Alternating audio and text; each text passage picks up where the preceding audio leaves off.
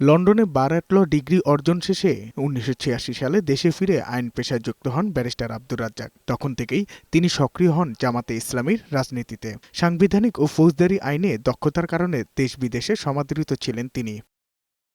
আন্তর্জাতিক অপরাধ ট্রাইব্যুনালে জামাতের শীর্ষ নেতাদের প্রধান আইনজীবী ছিলেন ব্যারিস্টার আব্দুর রাজ্জাক। দায়িত্ব পালন করেন জামাতে ইসলামীর সহকারী সেক্রেটারি জেনারেল হিসেবেও। ২০১৩ সালে দেশ ছাড়েন ব্যারিস্টার আব্দুর রাজ্জাক। লন্ডনে থাকতে তিনি জামাত থেকে পদত্যাগ করেন এবং এবি পার্টির প্রধান উপদেষ্টা হিসাবে যোগ দেন। পরে সেই পদ থেকেও পদত্যাগ করেন।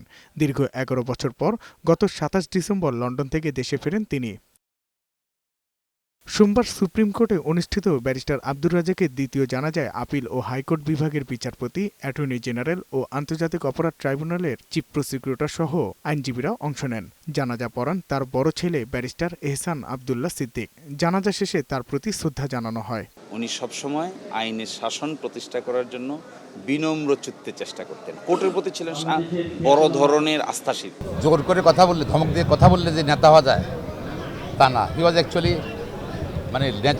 ন্যাচারাল লিডার ছিল এই জগতে। নীতির প্রশ্নে আপোষহীন থাকা উচিত।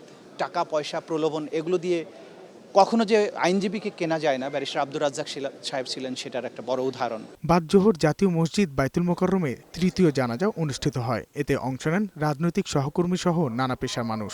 অত্যন্ত অমায়িক ছিলেন, অত্যন্ত উদার মনের মানুষ ছিলেন, একজন আদর্শ অনুকরণীয় ব্যক্তিত্ব ছিলেন। রাজনৈতিক অঙ্গনে এবং আইন অঙ্গনে বহু বিচরণ ছিল। তামাশা ট্রাইব্যুনালে আমার বাবার যে বিচার হয়েছে, যে বিচারের তামাশা হয়েছে, এটাতে উনি আমার বাবার প্রধান আইনজীবী ছিলেন এবং ওনার যে প্রজ্ঞা, দূরদর্শিতা, মেধা এবং নিষ্ঠা, এটা বিরল। পরে আজিমপুর কবরস্থানে চিরনিদ্রায় শায়িত হন ব্যারিস্টার আব্দুর রাজ্জাক। দীর্ঘদিন ক্যান্সারে ভুগে চিকিৎসাধীন অবস্থায় রোববার মারা যান তিনি। সাজ্জাদুর রহমান, বৈশাখী সংবাদ, ঢাকা।